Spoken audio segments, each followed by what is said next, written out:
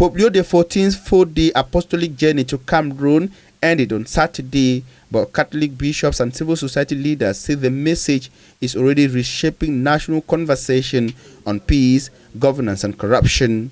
The April 15 to 18 visit, the first papal trip to Cameroon in over a decade, took the pontiff from Yaoundé to Douala, and in a historic first to the conflict-affected city of Bamenda.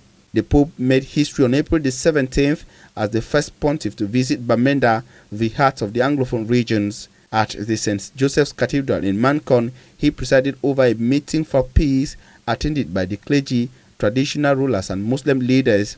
Separatist groups responded by declaring a rare 3-day ceasefire, with residents describing his presence as a moment of reassurance after years of violence. A day later, more than 120,000 people filled the Japoma Sports Complex in Douala for an open-air mass, the largest crowd of his tour in Cameroon. There, the Holy Father urged the youth to reject every form of abuse and violence and warned of the dangers of polarization driven by artificial intelligence. Pope Leo's sharpest remarks came in Bamenda. Woe to those who manipulate religion and the very name of God for their own military, economic and political gain, he told the congregation. He called for communal commitment which integrates the spiritual and moral dimensions of the gospel in the heart of local institutions to confront poverty and injustice. No one must be left alone to confront life's adversities, he said to the congregation. Analyst and the president of Cameroon's Bishops' Conference said the Pope's language was a pointed critique of public resource management. His words, they noted, suggested that mismanagement had turned a potential paradise into a pandemonium. The Pope appealed directly to those in power for renewed commitment to tackling corruption. The visit also emphasized interfaith unity.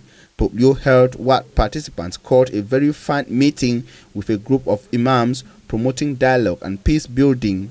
He noted that the Anglophone crisis had drawn Christians and Muslims closer, with religious leaders forming a joint movement for peace. He began his trip in Yaoundé on April the 15th with an audience with President Paul Biya and government officials discussing peace and social challenges. He also visited the Nguzamba orphanage, spending time with children as a sign of closeness to the most vulnerable. Before departing on April the 18th, the Pope left Cameroonians with a charge: do not be afraid, remain firmly united to Christ the Lord. With the strength of your spirit, you will be the salt and the light of the land. He also told the people of the city of Bamenda that they remain the city on the hill, resplendent in the eyes of all, adding that the church continues on its course thanks to the grace of God and the commitments of everyone. Church officials in Cameroon say that the Pope's legacy will be measured not by the crowd, but by how Cameroonians respond to his call for peace,